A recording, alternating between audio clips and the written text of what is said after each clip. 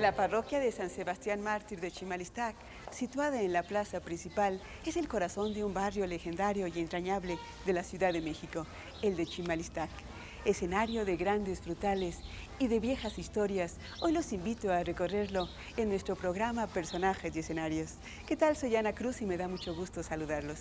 Además, dentro de nuestra programación, les ofreceremos una amena charla con el doctor Miguel León Portilla, historiador y filósofo del mundo prehispánico, especialista en cultura en lengua náhuatl. En nuestros reportajes de actualidad, disfrutaremos de la poesía de Pita Amor, mujer controvertida y polémica, y de la música del grupo Tambuco, los percusionistas más fantásticos del momento. Finalmente, en el escenario de opiniones, están con nosotros destacadas personalidades del mundo editorial, quienes nos hablan de los desafíos que enfrenta esta industria para estimular al público mexicano a comprar libros y a leer. Acompáñenos en Personajes y Escenarios.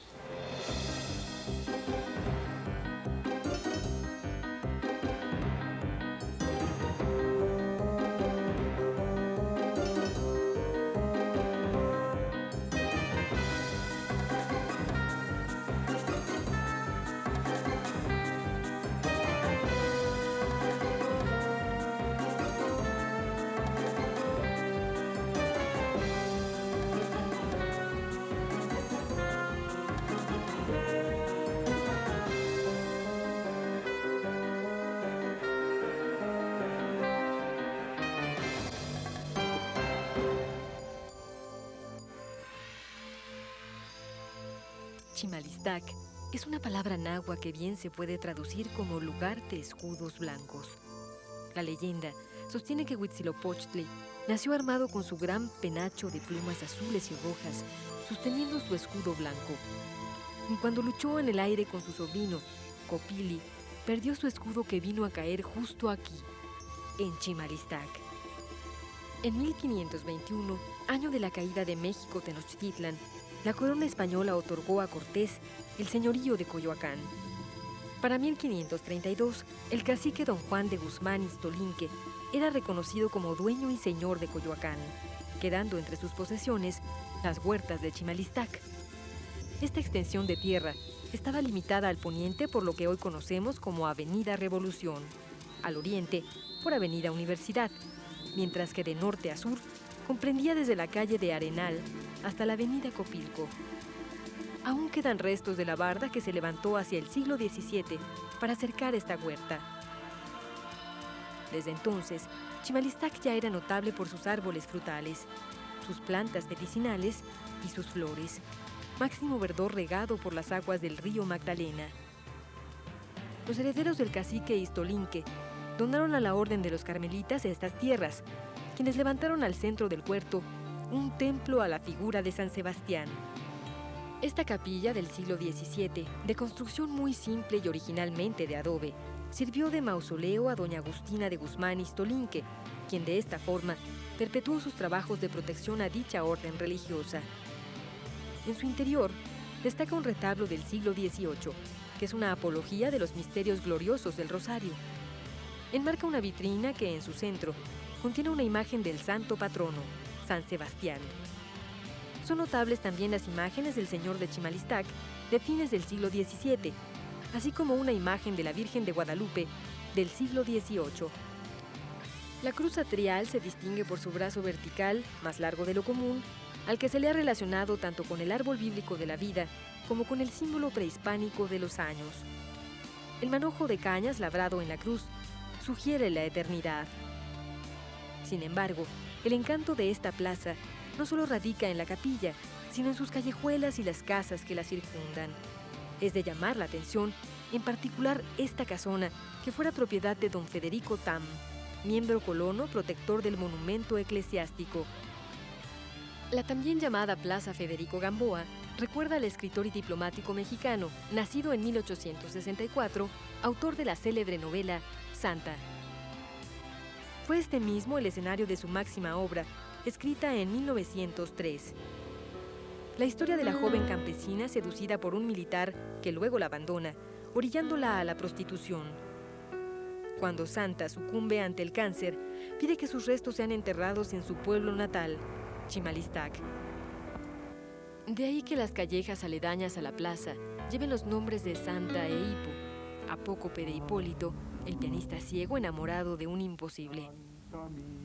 Este fue también el escenario en el que se filmó en 1932 la película del mismo nombre y que inauguró el cine sonoro mexicano. Hacia el año de 1856, las huertas de Chimalistac fueron fraccionadas y ocupadas por gente de muy escasos recursos, mientras que los habitantes del centro lo tomaban como un paseo dominical, cuando todavía atravesaba por aquí el cauce del río Magdalena, mismo que fue entubado hacia 1960. Hoy quedan como recuerdo de ese cauce 3 puentes, uno de ellos conocido como el Puente del Púlpito, porque desde ahí los frailes practicaban la oratoria en su afán evangelizador. En los callejones del Secreto y de Pimentel se conserva una construcción que servía de encuentro a los monjes carmelitas, la Ermita del Secreto, llamada así por unos orificios perforados en ángulos contrarios que permitían la comunicación entre 2 personas sin que nadie más escuchara lo hablado. Ermitas como esta se encontraban cubiertas de murales que describían pasajes de la Orden del Carmelo. Fue en terrenos de Chimalistac donde por los años 20 se popularizó el restaurante conocido como La Bombilla. Ahí, el 17 de julio de 1928, la Diputación guanajuatense ofreció una comida al presidente electo Álvaro Obregón. Nadie sospechó del joven José de León Toral, quien haciéndose pasar por un dibujante, asestó 5 tiros sobre el presidente electo, mientras la banda de Esparza Oteo ejecutaba la pieza El Limón. En 1933 se construyó el monumento en honor del presidente asesinado con un proyecto del arquitecto Enrique Aragón Echegaray.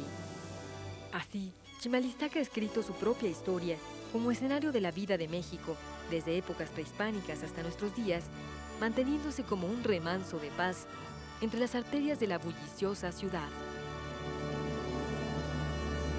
Ningún especialista en historia y filosofía prehispánicos ha logrado dominar el náhuatl y el maya como lo ha hecho Miguel León Portilla para entender el pensamiento indígena a partir de sus propias fuentes. Ni nadie antes que él puso sus ojos en la visión de los vencidos para describirnos el encuentro de 2 mundos.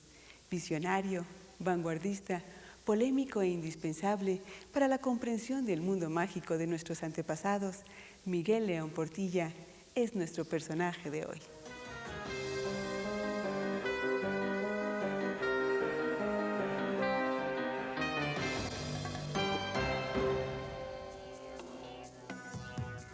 Fascinado por la cosmogonía del mundo prehispánico, Miguel León Portilla se acerca a la literatura náhuatl para descubrir un mundo lleno de sabiduría, poesía y significados.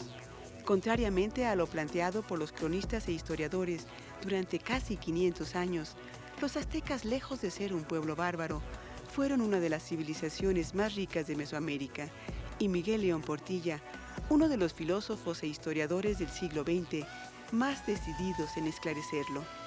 Nacido en la Ciudad de México el 22 de febrero de 1926, la cercanía con su tío, el antropólogo Manuel Gamio, le permite desde niño admirar la cultura de nuestros antepasados. Discípulo del padre Ángel María Garibay, Miguel estudia náhuatl y posteriormente maya para conocer a través de sus propios textos la filosofía de los pueblos indígenas. Mediante la interpretación de los códices que contienen la historia y poesía de las culturas indias, Miguel León Portilla propone en 1956, con su tesis, La filosofía náhuatl estudiada en sus fuentes, una versión diferente del pensamiento azteca, que escandaliza y revoluciona el desarrollo de la investigación histórica en México. En 1959, el doctor León Portilla vuelve a cuestionar la historia mesoamericana con La visión de los vencidos, obra que ha sido traducida a 14 lenguas y alcanza ya una veintena de reediciones. Autor de 30 libros, entre los que sobresalen también Los antiguos mexicanos a través de sus crónicas y cantares, 15 poetas del mundo náhuatl, El Templo Mayor y Cartografía y Crónicas de la Antigua California, León Portilla es siempre un promotor de las culturas indígenas, del pasado y el presente. Merecedor de infinidad de distinciones y reconocimientos en México y el mundo, el doctor Miguel León Portilla se ha entregado durante más de 40 años a la docencia, investigación y difusión del mundo náhuatl, universo conformado por flores y cantos que nos revelan una profunda concepción estética de la vida. Itlachtol temictli, aujantok nihuané, tlasho con caquican in itlachtol temictli, sosopantla technemitia, intecuitlasichotl, techoniguitia, tlauquechol elotl, techon coscatia, inticmati, inontlan el toca, toyolío tocniguan. El sueño de una palabra. Ahora, oh amigos, oíd el sueño de una palabra. Cada primavera nos hace vivir. La dorada mazorca nos refrigera. La mazorca rojiza se nos torna un collar. Sabemos que son verdaderos los corazones de nuestros amigos. Doctor, mil gracias por esta lectura. Y para comenzar esta charla, háblenos un poco. ¿Cómo nace este interés, digamos, por estudiar las culturas indígenas, por entender este pensamiento indígena? Yo he estado vinculado a dos maestros cuyo nombre comienza con G. Gamio Garibay. Gamio era tío mío. Gamio fue realmente el iniciador de la moderna arqueología y de la moderna antropología también. Desde chico íbamos mis primos, mis hermanos, con él a recorrer Teotihuacán, nos llevaba a diversos sitios, aquí a Cuicuilco, por ejemplo. Y entonces yo empecé a admirar mucho, eso me atrajo. Muchos años después yo estaba estudiando filosofía, fíjese usted, en California. Y cayó en mis manos una de las ediciones de la Biblioteca del Estudiante Universitario, esos libritos chiquitos que tienen tanta difusión, de que yo siempre recomiendo. Se llamaba La poesía indígena del Altiplanicie, con traducciones de Ángel María Garibay. Entonces yo empecé a leer eso y quedé cautivado. Dije, pero qué barbaridad, si esto parece los presocráticos griegos. Se preguntan sobre el destino del hombre, qué habrá más allá, si podré decir palabras verdaderas, si llevo con rumbo mi corazón en la vida. Bueno, yo le escribí a Gamio y le dije, yo quiero conocer a este padre Garibay. Gamio y Garibay recibieron en la universidad un doctorado honoris causa en 1951 con motivo del 4º centenario de la fundación de esta universidad. Y todos se conocían. Gamio me dijo, mira, te voy a dar una carta, háblale al padre Garibay. En fin, ya le hablé, establecí contacto. Estoy hablando del año de fines de 1952. ¿Qué edad tenía ahí más o menos? ¿Qué edad tenía yo? Pues nací yo en 26, que échele, tenía yo 27 años, 26, 27 años. Llegué yo, tenía maestría, y fui a verlo, a su casa en la villa, vivía en la villa. Me infundía cierto temor, porque era así, con sus barbas y todo, ¿no? Y me dijo, ¿qué quiere usted? Yo le dije, pues me gustaría acercarme a estos estudios. Yo quiero hacer mi doctorado en la UNAM. Y me dijo, muy bien, yo puedo ayudarle. Pero mire, yo no pierdo el tiempo, se lo digo de una vez. Le voy a dar esto, haga usted estas cosas, vea usted estos textos, consulte tal obra de Sagún y viene el próximo martes. Y yo le voy a preguntar a ver cómo estuvo la cosa. A ver si sí. Si no da golpe, mejor ni venga, mejor se ahorra el viaje. Naturalmente yo volví un poco así, y creo que pasé más o menos el examen, porque le voy a decir que desde esa... que sí dio golpe, doctor. Pues quizás. Desde esa tarde lo seguí viendo hasta que se murió él. Él se murió en octubre de 1967. O sea que yo lo vi, fíjese, desde 52 a 67, más de 15 años. Iba yo a su casa 1 o 2 veces por semana a estudiar textos, a estudiar códices. Doctor, platíquenos un poco de qué eran estas primeras conversaciones con el padre Garibay. Pues yo le llevé una obra que había escrito, que nunca se ha publicado, que se llama Quetzalcóatl, Drama del Hombre en el Tiempo. Él me hizo un prólogo y me dijo, vaya a ver a Alfonso Méndez Plancarte, que dirigía esa revista Ábside, para ver si se lo publica él allí. Fui a verlo. Este padre había sido discípulo de Garibay. A los 15 días volví y me dijo, usted es ateo. Yo le dije, ¿pero por qué me pregunta usted eso? Dice, porque solamente un ateo pudo haber escrito este drama. Y yo le dije, pues el padre Garibay lo vio y me hizo el prólogo. Me dijo, pues no lo creo. Pues le dije, pues pregúnteselo. Bueno, ya de entonces empezamos. Yo me quise meter en esta aventura, por así decir, de estudiar el pensamiento indígena y lo que yo creí que era el pensamiento filosófico. Sí. En esto me dio cierto ánimo Fray Bernardino de Sahagún. Fray Bernardino de Sahagún, en una página del Códice Matritense, en que describe al Tlamatini, al que sabe algo, dice el filósofo. Entonces yo dije, yo quiero hacer la filosofía náhuatl. Y con él empezábamos a ver textos, empecé a aprender náhuatl con él, veíamos páginas de códices. Él me ayudó mucho porque me daba pistas. Vaya usted a buscar en tal lugar, vaya a consultar tal otra cosa. Y así fui elaborando esto, la tesis, a lo largo de 3 años y medio. Fíjese, yo me inscribí en la facultad y tuve muchos problemas porque en servicios escolares, que yo a veces describo, con todo respeto, como departamento de estorbos o obstáculos escolares, ¿no? Porque por la cantidad de trabas y todo. Yo cuando me presenté para inscribir una materia que se llamaba Cosmovisión Náhuatl a través de los códices, me dijeron, pero ¿y eso qué cosa tan rara? Nunca hemos oído tal materia, eso debe estar inventado. Yo dije, no, Garibay y la facultad lo han aprobado, pues no la vamos a inscribir. Así, dificultades. Bueno, pero en fin. Pero ¿y cómo se acerca entonces a los códices? ¿Cómo llega, doctor? Bueno, mire usted, el estudio de los códices no es fácil, porque tiene usted que conocer en primer lugar la visión del mundo, ¿no? Es decir, en qué contexto se enmarcan esos códices. Los hay de tema histórico, los hay de temas religiosos, los hay de tema astronómico, los hay de tema de tributos, hay muchos temas. Pero vamos a pensar un códice de tema religioso calendárico. Bueno, para poder yo acercarme a eso, tengo que saber cómo es el tejemaneje del calendario prehispánico. Tengo que tener cierta idea de la iconografía prehispánica, porque si no, veo a Xipe-Totec y no sé quién es, ¿no? Claro. Tengo que tener también cierto conocimiento de la glífica, es decir, los glifos que nos permiten conocer los nombres de lugar, de persona, los signos calendáricos, una serie de verbos, de sustantivos. Claro. La escritura náhuatl no fue tan desarrollada como la escritura maya. En la escritura maya se puede decir lo que usted quiera. En cambio, la escritura náhuatl es como un engranaje, como un andamiaje, ¿no? Para poder enmarcar la cosa. Sí. Bueno, pues así fui estudiando. Dedicado ya a la historia del pasado prehispánico, Miguel León Portilla se plantea 2 criterios fundamentales de investigación. El primero, la necesidad de superar las limitaciones o restricciones en el empleo de fuentes existentes hasta la década de los años 50, que eran principalmente los hallazgos arqueológicos y las crónicas escritas en castellano. Y el segundo, el de mantener una visión crítica ante las nuevas fuentes del pensamiento azteca, como los códices y los textos indígenas. Doctor, pero para acercarse a la cultura primero se acerca a la lengua. Usted primero aprende el náhuatl. Claro. Cuéntenos este proceso. ¿Cómo es la lengua náhuatl y cómo es el proceso de su aprendizaje de esta lengua?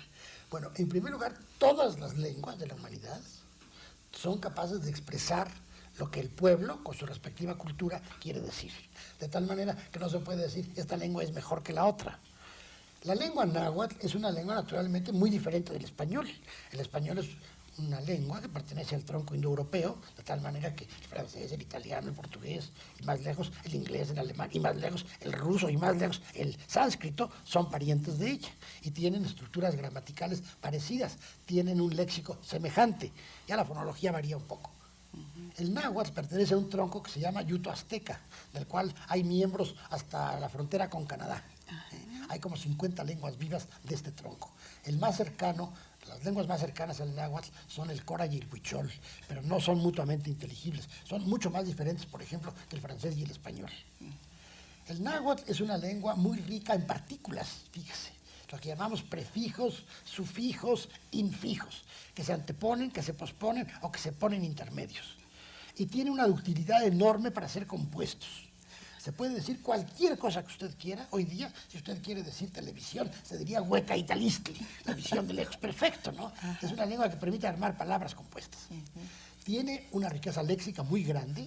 Todos los mexicanos conocemos algunos centenares de nahuatlismos. ¿Quién no conoce, por ejemplo, tepalcate, molcajete, manchincuepa, escuincle, tepetate, nenepil, nopal? Todas estas son palabras náhuatl.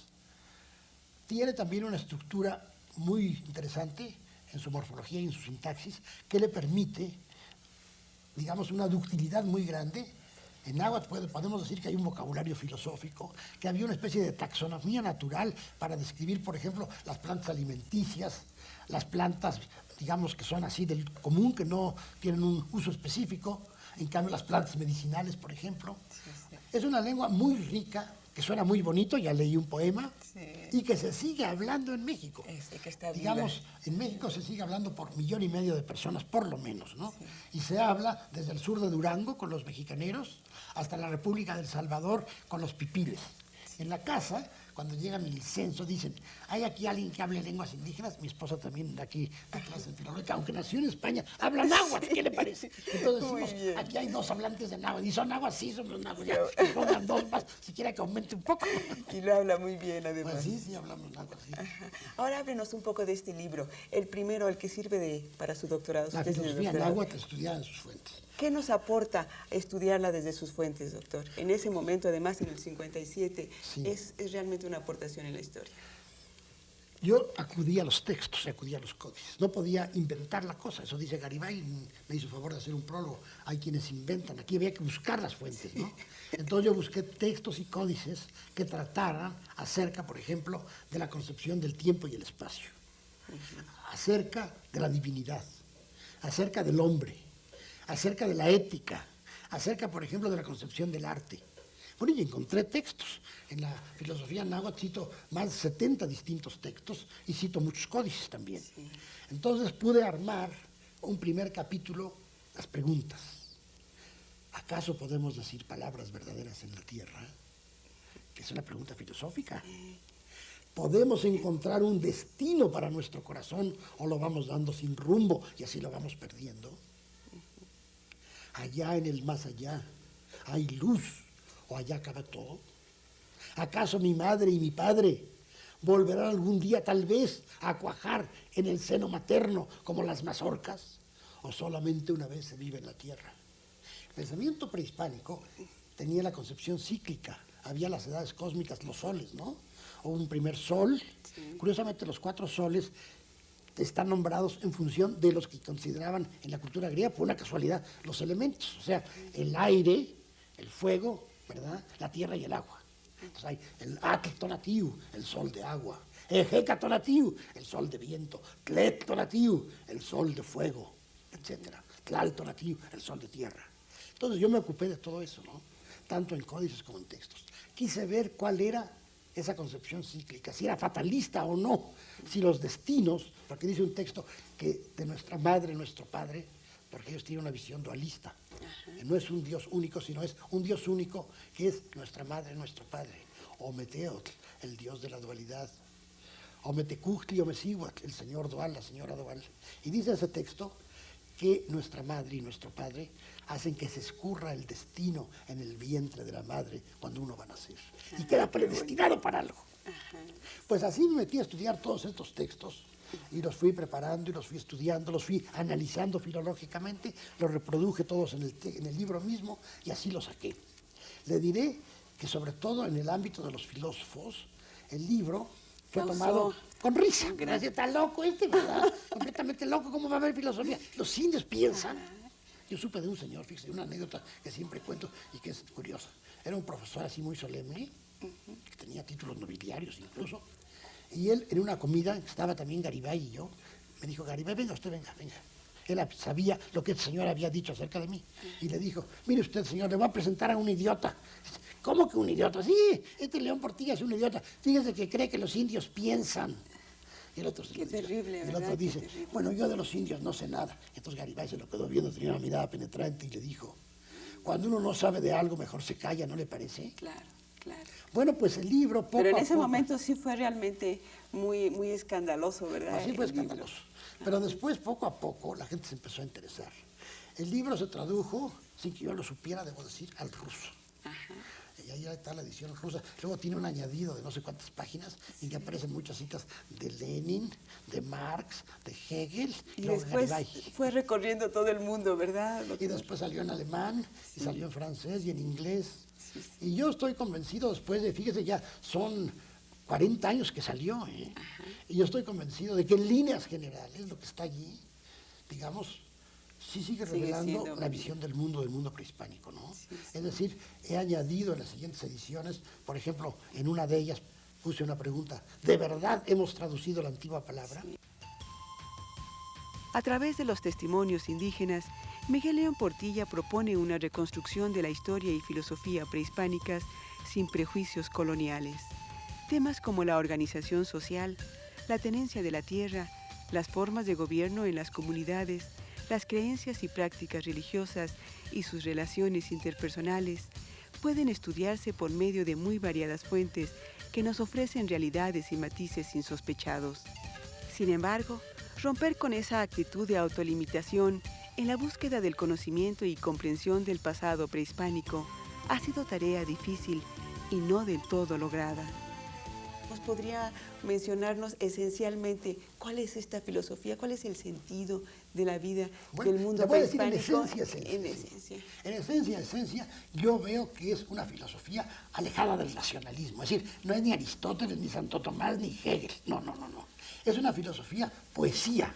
Es una filosofía que le diría cercana a Platón, que es poeta, cercana a San Agustín, que es poeta, cercana a Kierkegaard, que es poeta, cercana a Unamuno, que es poeta también, ¿no? Entonces, para mí es la única manera, tal vez, de decir palabras verdaderas, es con flores y con cantos. Entonces, es una aproximación estética a la vida, ¿no? Sí. Y así lo vemos en la enseñanza a los jóvenes, así lo vemos en la concepción de la divinidad, así lo vemos en lo que es el hombre, así lo vemos en la ética, en la moral. Sí. Todo es acercarse a través del símbolo, a través de la metáfora, a través de la poesía, evocando, provocando, en vez de una filosofía nacionalista. A mí le confieso que eso me hizo ver el mundo de otra manera, es decir, yo me convertí a la filosofía náhuatl. Yo no estudié la filosofía náhuatl como que, por ejemplo, si yo estudiara cómo se hace el vidrio, eso no. Yo lo estudié como algo vital, que me interesaba mucho. Y sí le puedo decir que conozco gente que me dice, de veras yo cuando me he acercado a esto, cambió mi vida, ¿no? Que eso, que se lo digan a uno. Si yo, por ejemplo, voy a pagar el recibo de la luz y el que está ahí me dice, oiga, usted es el de la y yo, sí. Pues yo lo he leído y mire usted que me ha influido mucho. Qué yo importante. Que me lo digan, ¿no? Doctor, platícanos un poco ahora acerca de este libro que causó gran polémica en el momento en que salió, el de La visión de los vencidos. La visión de los vencidos fue un libro que se concibió pensando en el punto de vista del otro. Por eso, visión, punto de vista del otro. Conocemos la historia de lo que fue la conquista a través de Hernán Cortés en sus cartas, a través de la historia verdadera de la conquista de la Nueva España de Bernal Díaz del Castillo y de otros relatos. Pero pensábamos que el vencido no tuvo palabra. Bueno, pues cata aquí que sí la tuvo. Garibay, mi maestro, había traducido ya varios textos del náhuatl. Yo le dije un día, ¿por qué no vamos a publicar La visión de los vencidos? Y me dijo, pero mejor póngale otro título, póngale Crónicas indígenas. No, yo le dije Visión de los vencidos. Sí, nos asusta quizá la visión ya de con los el tiempo más adelante me dijo, claro, dice, se vendió mucho, se ha sido muy leído, dice, muy buscado, porque usted le puso el título de Visión de los vencidos. No, realmente es ver que el vencido habla, ¿no? Sí. Y habla en plan sumamente dramático, ¿no? Es algo en muchos aspectos conmovedor. Dice José Emilio Pacheco que verdaderamente en esos textos indígenas, en la palabra del vencido, hay como un poema épico de los orígenes de México. Yo así también lo creo. Si no traemos eso al presente, ¿qué sentido tendría estudiarlos? Yo siempre he creído que la historia solo existe en el presente. Fíjense, qué ironía, ¿eh? Ironía. Existe en el presente cuando ocurrió el hecho histórico y existe en el presente cuando lo pensamos, lo revivimos en nuestra conciencia, hablamos de él o leemos acerca de él. Fuera de eso no existe el hecho histórico, absolutamente. Y si existe en otro lugar, dime en dónde, ¿no? Sí. Bueno, entonces, el hecho histórico nos da pie para pensar en el presente y para pensar en el futuro. Yo pienso que la historia por el pasado, pues, se les interesaría a los muertos, ¿no? Claro. Nos interesa a quienes vivimos, porque ahí encontramos muchas cosas maravillosas. De hecho, en esa historia nosotros estamos hallando normas, ideas, luces para el presente. El famosísimo Juan de Torquemada en su Monarquía Indiana dice que la historia no está limitada ni por el tiempo ni por el espacio. Si estando yo lejos, me puedo acercar al César ahora con la historia. A mí Gamio me decía, mira chico, No pienses nada más en el indio muerto, piensa en el indio vivo. Que es lo más importante, sí. Y desde entonces yo siempre pensé esto. Yo estuve en el Instituto Indigenista también y me interesé mucho. Yo tuve ocasión de establecer contacto con indígenas desde Alaska hasta el sur de Chile y de Argentina, de veras.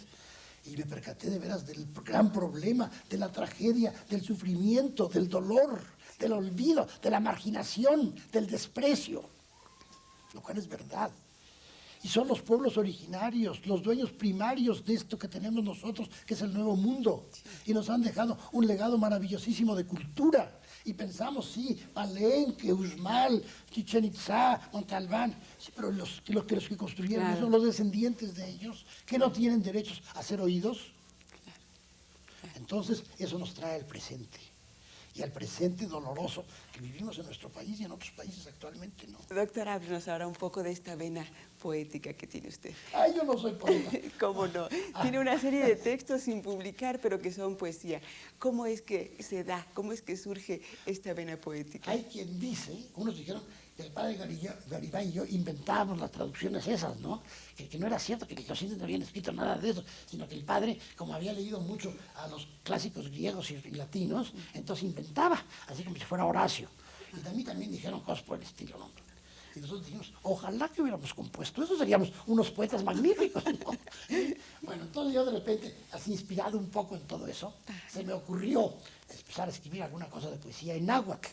Y tengo aquí alguna cosa, si usted insiste, nada más porque tengo preparado, si no, no debería. Pero en fin, no, debo decir que nunca he publicado esto, que me da un poco de vergüenza en el fondo. Pero No, en fin, no. Le voy a leer un trozo Muy en amable, náhuatl, gracias. y luego leo ya la parte La castellana. traducción. Este se llama Nohuyancoatl, Isochitonalzipactli, Coaiche, Coayolo, Ixtelo, Icoatlan, Intepequinostoc, Coagocelot, Quetzali, Coatinaticpatlanesi. Por todas partes serpiente, lagarto, signo de flor, rostro, corazón de serpiente, ojos, colmillos, en la cueva, en el monte, águila, tigre, plumaje serpiente, que amanece en el agua, en el cielo, en la tierra, vida, muerte, escamas de pez, tierra, lagarto, nuestra madre, signo de flor, nuestro padre, lagarto, su signo, 2 veces serpiente, su monte, su rostro, serpiente de nubes, su agua, su cuerpo, faldillín de serpientes, pez, águila, tigre, lagarto, en la noche en el viento, mujer serpiente, 2 veces serpiente, ojos, colmillos, tu cuerpo, tu noche, viento, por todas partes, serpiente. Muy bien. Fíjate que en el mundo, uy, me voy a poner coloradito. Doctor, una última pregunta. Después de todas estas investigaciones, después de todos estos años de que usted ha hecho una enorme labor por la comprensión del mundo indígena, ¿nos hemos acercado a la palabra de nuestros antepasados? ¿Estamos más cerca o más lejos de ellos ahora? Bueno, yo creo que, digamos, si yo comparo lo que ocurría hace 50 años cuando yo me metí en estas cosas, es evidente que la palabra antigua se conoce más, se escucha más, se investiga más. Por ejemplo, simplemente en Estados Unidos hay más de 20 universidades en que se estudia náhuatl, en que se estudia maya, en que se estudian los códices, y otras 30 o 40 en Europa, ¿no? En Japón. O sea, sí nos hemos acercado más. Ya la literatura indígena, como el arte indígena, forman parte, diríamos, del arte universal de todos los pueblos.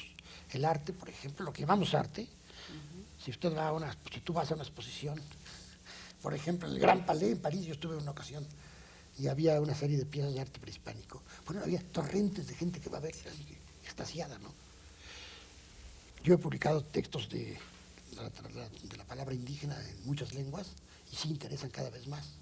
Pero la pregunta debe de ensancharse. ¿Nos hemos acercado a la palabra indígena de siempre?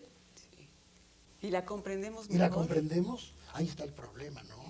A veces parece un diálogo de sordos, ¿no? Un diálogo terrible, ¿no? Es decir, hemos creído estúpidamente que el hombre indígena no tiene nada que decir, que ya se cayó para siempre su voz. Y eso es falsísimo.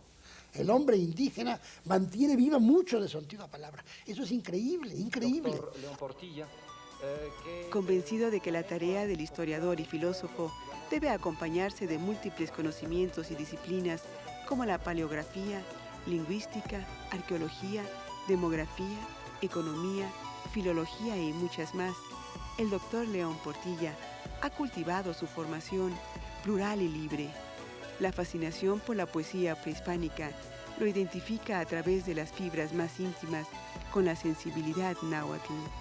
Intérprete y poeta, Miguel León Portilla nos lleva por el camino de la historia y filosofía para volver a pensar el pasado en función del nuevo presente y de sus intereses y anhelos.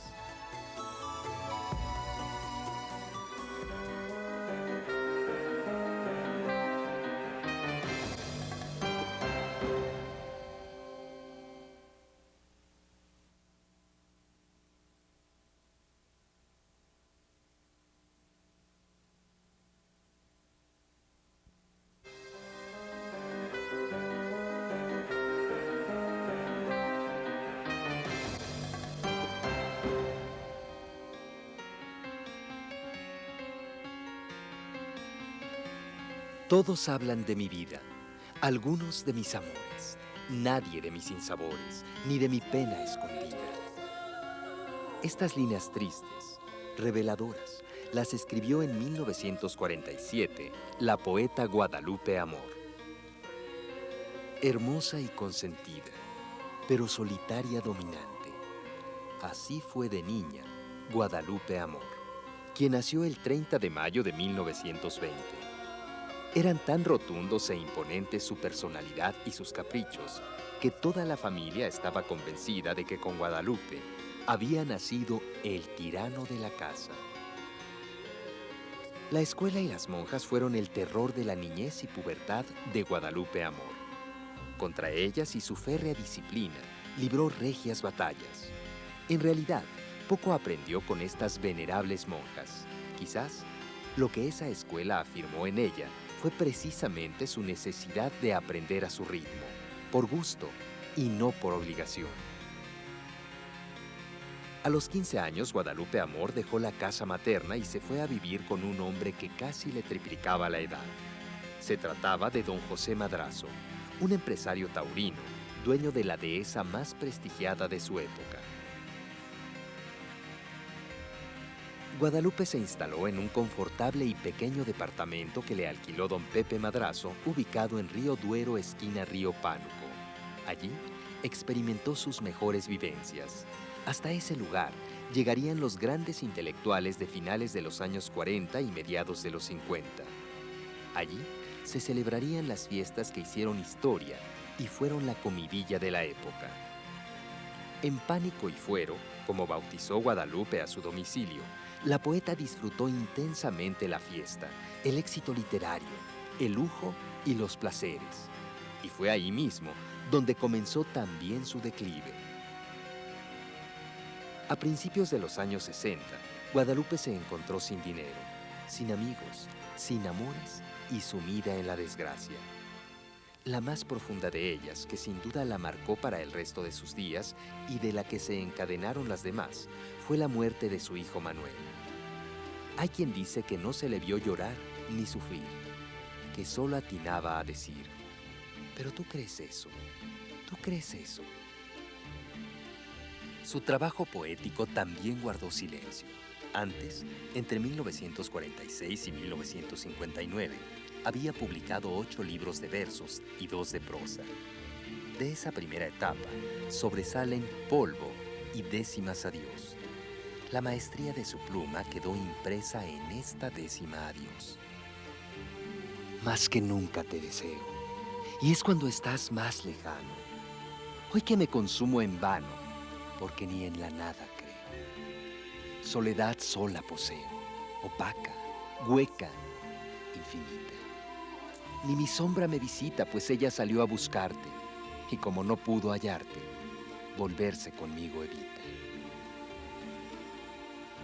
Luego de una larga temporada alejada del mundo, salió a la calle, reconoció su querida Ciudad de México, recorrió las avenidas de la Colonia Juárez, de esa zona donde nació, paseó y vivió por más de 40 años.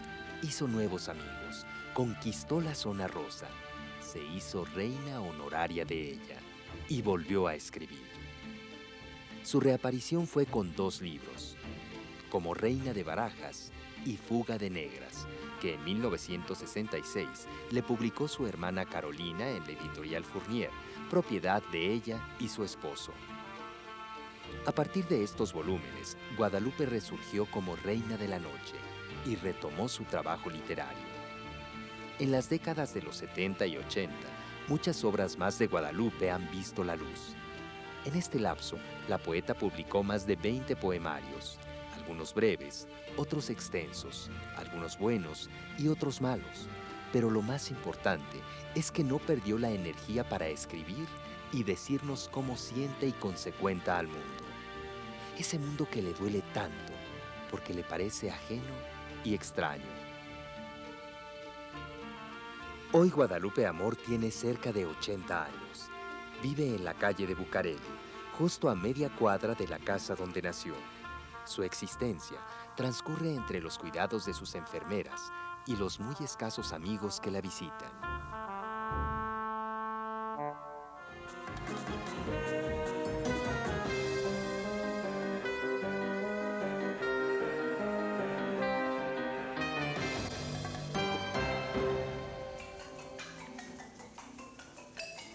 En solo 5 años, el grupo de percusiones, Tambuco, ha logrado ocupar un lugar destacado en el ámbito musical, no solo de México, sino del mundo entero.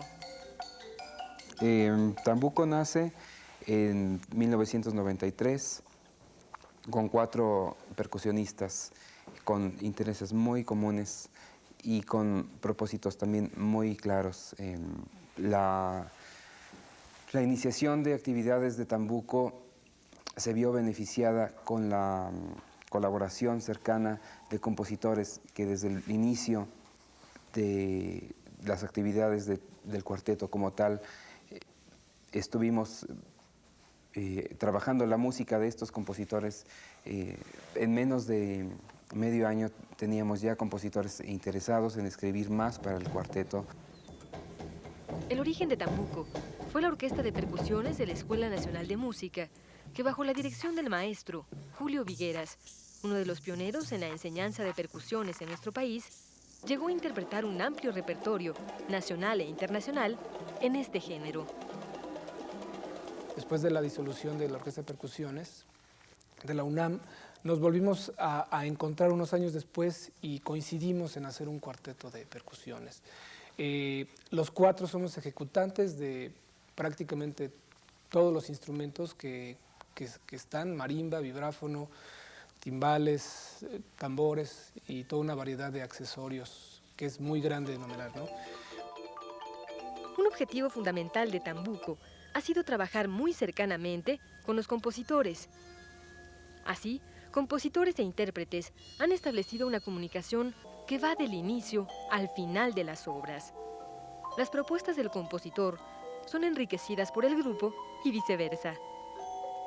Esta retroalimentación ha permitido que las presentaciones del grupo en ámbitos extranjeros signifiquen también un medio de difusión de los compositores mexicanos. Nos ha permitido esto también ser utilizado como una plataforma para un lanzamiento del grupo hacia escenarios no solamente de México, sino mostrar el trabajo que se hace en México, la música que se escribe por compositores mexicanos en el extranjero y a la vez mostrar la música de compositores de otras nacionalidades que han escrito para el cuarteto y mostrarlas en México. Otro de los intereses de Tambuco es integrar instrumentos de origen étnico a su dotación, con el fin de enriquecer la expresión musical. Todos los integrantes de Tambuco se dedican por entero al trabajo musical. Además de registrar año con año las obras de compositores mexicanos y extranjeros, de estudiar las técnicas de diversos instrumentos de percusión y preparar conciertos de música contemporánea, los 4 ejecutantes son maestros de las nuevas generaciones de percusionistas. De hecho, todos nos dedicamos ahora a la docencia. De hecho, estamos dando un diplomado aquí en el Centro de las Artes. Alfredo da clase en la Escuela Nacional de Música. Yo doy clase en la Universidad de las Américas de Puebla. Entonces sí mezclamos realmente toda la docencia. El grupo Tambuco hace una invitación a los compositores que han escrito música para conjuntos de este género. Además, invita al público a escuchar, a afinar el oído y descubrir que todos los sonidos de la naturaleza pueden ser música, ritmo y armonía. El libro, figura protagónica de todos los tiempos para la educación, el descubrimiento, la ciencia, el placer, hoy se ha convertido aparentemente en un medio pasado de moda. ¿Qué hacer para fomentar la lectura en las viejas y las nuevas generaciones? ¿Cómo recuperar el mercado del libro en México? Para contestar a estas preguntas, están con nosotros destacadas personalidades del mundo editorial, quienes nos acompañan en nuestro escenario de opiniones.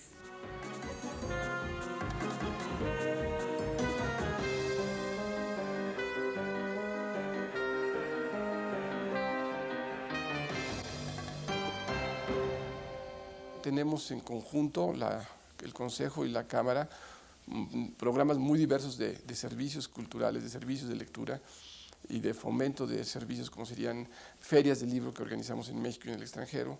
Sobre todo el Consejo pues, participa de una manera muy destacada en más de 44 ferias a lo largo del país, en donde se promueve la lectura a través no solamente de poner en contacto al público con los libros, sino también a través de talleres, de cursos de capacitación para promotores de lectura, la creación de salas de lectura, campañas en la radio y televisión que se hacen conjuntamente con la Cámara Nacional de la Industria Editorial, en fin, premiaciones, concursos, una serie de actividades que están orientadas a llamar la atención y a crear sobre el libro y la lectura y a crear una cultura del libro. Verla en los medios, es muy importante que los medios participen también del gusto por la lectura, sea directamente o sea subliminalmente.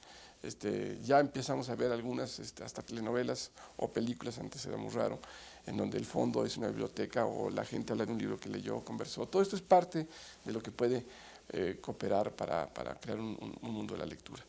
Finalmente, pues con Canal 22 estamos haciendo la maqueta de un programa de libros muy importante.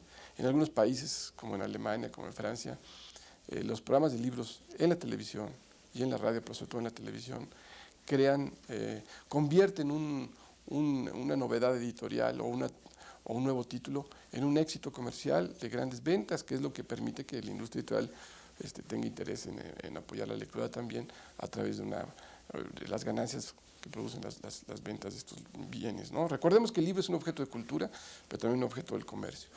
Y no hay que darle la vuelta a esto, es una realidad. Hay libros de bajo precio por parte del Consejo, coeditados o directamente, hay bibliotecas con servicios, todas ellas con servicios gratuitos a la lectura, hay salas de lectura, hay ferias, pero hay también un comercio de libro que hay que apoyar para que las librerías florezcan también, sean verdaderos centros de reunión y la gente pues piense que igual puede gastar su tiempo y su dinero, si es gastar, ¿verdad?, o invertir, viendo un programa de televisión, una película, que comprando un libro o rentando una película. Se trata de un equilibrio pues, mayor en el ocio y en la cultura personal de cada quien. El problema del hábito de la lectura, el problema de la lectura en general, creo que radica, al menos en nuestro país, y no es que en todo el mundo, en un problema de demanda más que de oferta. La industria editorial es una industria sólida en todas partes del mundo.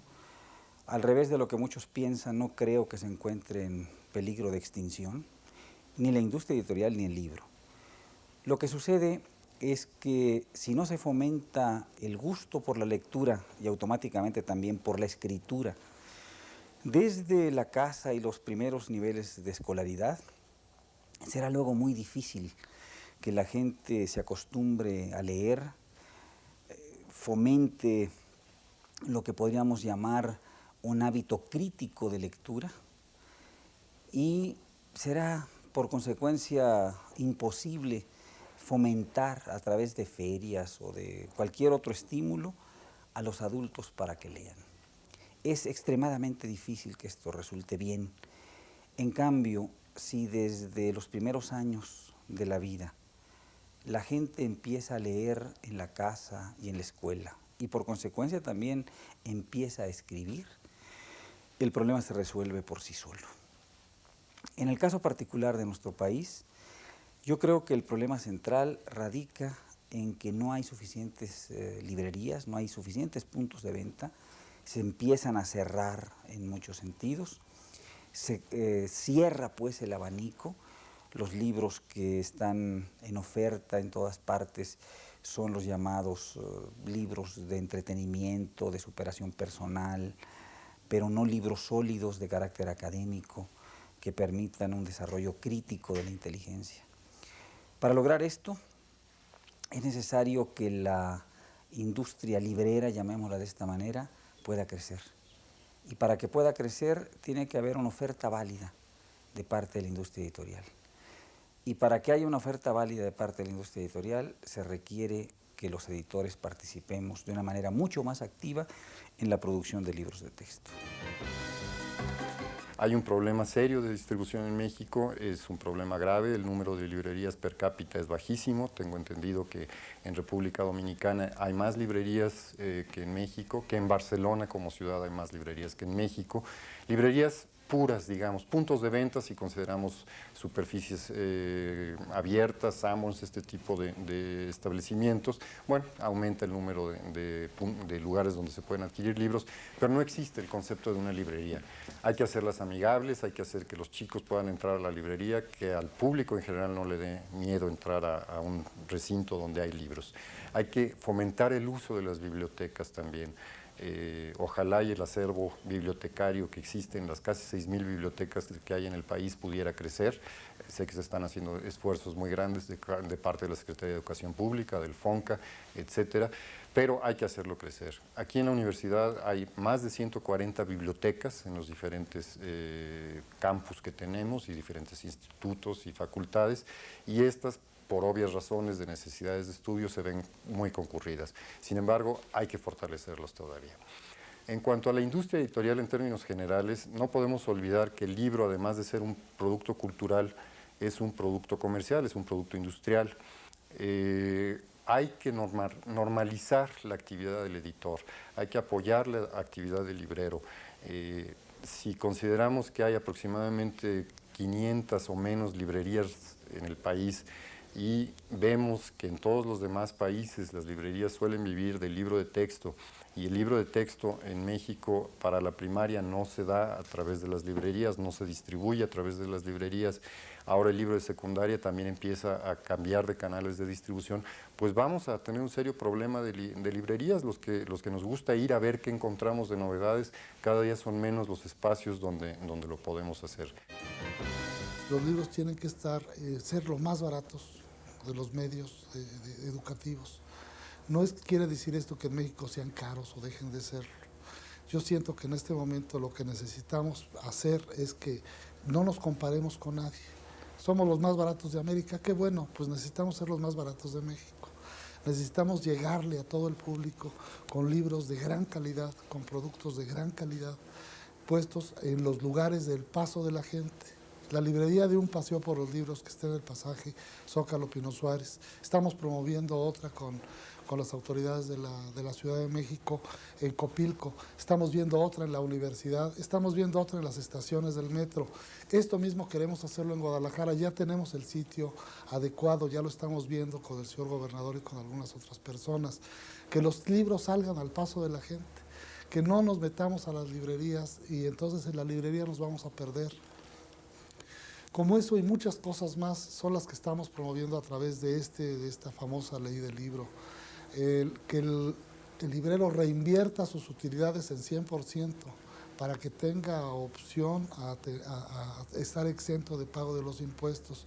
¿Esto qué quiere decir? Que va a promover más negocio dentro de su mismo negocio, dentro del negocio de la librería. Que el editor reinvierta sus utilidades en 100% en su propia empresa. Vamos a hacer una industria editorial más poderosa. Que los padres de familia entiendan que es su real obligación enseñarle al chico, habituarlo a leer, a que verdaderamente no se encuentre solo nunca en ningún día de su vida. ¿Por qué decimos que es el padre de familia? Pues por una sencilla razón. El año tiene 8,760 horas. De esas, nuestros hijos están menos de 700 en la escuela y están 2,500 frente a la televisión. Entonces creo que es un momento muy oportuno para verdaderamente guiar por medio de la televisión, incitar a los padres de familia que cumplan con su obligación. El barrio de Chimalistac conserva hasta nuestros días rincones y plazas que nos evocan al México de otros tiempos. Nostálgico y romántico, guarda la memoria de Federico Gamboa, autor de Santa, la novela que marcó la literatura, el teatro y el cine de mediados de siglo. Llegamos así al final de un programa más. A nombre de todo el equipo de Personajes y Escenarios, les doy las gracias por su atención y los invito a estar con nosotros próximamente en un nuevo encuentro de Personajes y Escenarios de México. Hasta entonces.